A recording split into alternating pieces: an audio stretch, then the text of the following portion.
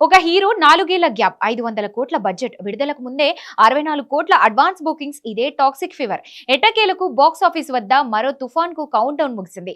KGF తో దేశాన్ని ఊపేసిన యష్ ఇప్పుడు టాక్సిక్ తో ఇండియన్ సినీ ఇండస్ట్రీని మరోసారి షేక్ చేశాడా?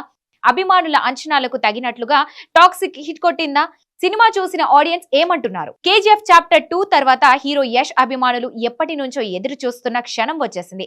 దాదాపు 4 ఏళ్ల నిరీక్షణకు ముగింపు పలుకుతూ యష్ నటించిన అత్యంత ప్రతిష్టాత్మక చిత్రం టాక్సిక్ ఈ రోజు ప్రపంచ వ్యాప్తంగా ప్రేక్షకుల ముందుకు వచ్చింది. కన్నడ స్టార్ యష్ కంబ్యాక్ మూవీగా తెరకెక్కిన ఈ సినిమా విడుదలకు ముందే దేశవ్యాప్తంగా భారీ హైప్ ను సొంతం చేసుకుంది. ప్రముఖ దర్శకురాలు గీతూ మోహన్ దాస్ దర్శకత్వంలో రూపొందిన ఈ గ్యాంగ్స్టర్ డ్రామా భారతీయ సినీ చరిత్రలోని అత్యంత భారీ బడ్జెట్ తో తెరకెక్కిన చిత్రాల్లో ఒకటిగా నిలిచింది.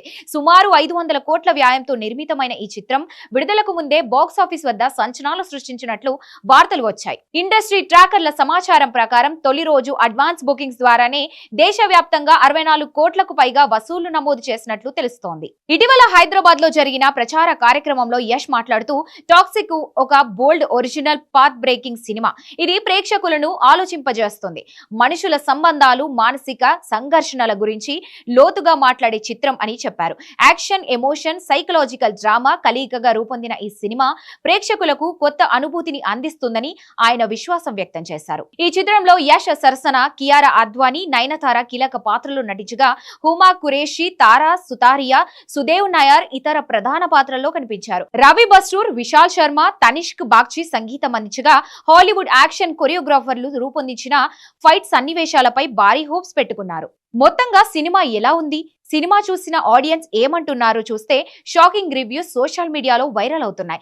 గోవాలో గ్యాంగ్స్టర్ అయిన హీరో జీవితంలో ఎదురైన ఘటనలే toxic story. Yash styling, action, కియారాతో కెమిస్ట్రీ బాగుందని ఆడియన్స్ రివ్యూ ఇస్తున్నారు.